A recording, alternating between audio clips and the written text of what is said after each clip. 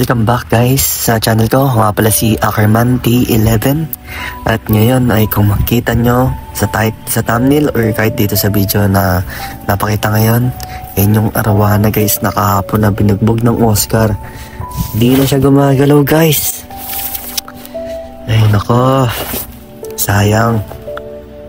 Pero di naman natin basta-basta sinukuan yan guys. Kinuha natin yan. Yan, kinukuha ng tita ko ngayon. Tapos ako magtututok sa aerator ngayon para titignan natin kung hihinga pa. So, eto guys, yan. Yan siya guys, nilalagay namin sa aerator. Pero, tinawakan ko yan guys kasi baka mamaya kainin ng catfish. Yan guys. Grabe talaga yung tama niya guys kung makikita nyo. Grabe. Yan guys. Yan. Hawak na natin tong cellphone. Yan guys. Hawakan ko siya. Titignan ko kung hihinga pa siya guys.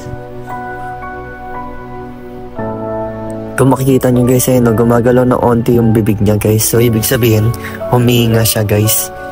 May onting buhay pa sa kanya guys. Di ba siya sumusuko? So yun, nabibitawan kasi sa sobrang lakas ng aerator. Ayan guys. Tsaka sa sobrang lalim ng tubig guys. Kaya nabibitawan yan. So ayan. Tinututok na namin sa aerator. So ayan, pass forward natin. So ayan guys. Medyo gumagalaw siya yan guys. Nang inawa ko medyo parang may piglas pa ng onte eh. So yun, naisipan ko na nga namin guys na lipat na lang siya dito sa viewing tank. Mga size ng beta. Yan. And kung makikita nyo guys no, bumubukas yung bibig niya guys. Humihinga pa siya. So may onting pag-asa pa to guys. So yan, pass forward natin ulit. Yan. Humihinga siya guys. Kung makikita nyo yung bibig niya pag masdan nyo, gumagalaw guys.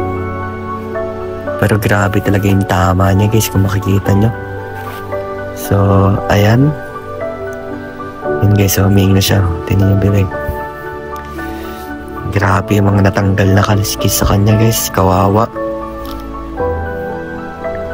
Ayan. So ayan, fast forward natin ulit. Ayan.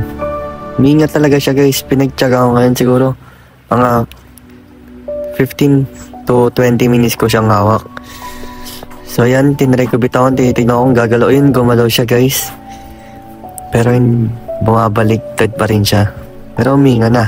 So naisip namin babaan yung tubig kasi alis na yung mga tita ko. Papasok. So ganyan yung naisip. Ganyan yung aerator. Pero ayusin natin yan. Inayos natin siya. Yan, huminga siya. Yan. Huminga pa naman siya niyan guys. Pero ang masama doon, yung pagbalik ng tita ko, yan, patay na siya guys. So yan siya, grabe talaga yung natamo niya sa Oscar no. Tanggal talaga kaliskis. So ayun lang guys. Don't forget to like and subscribe.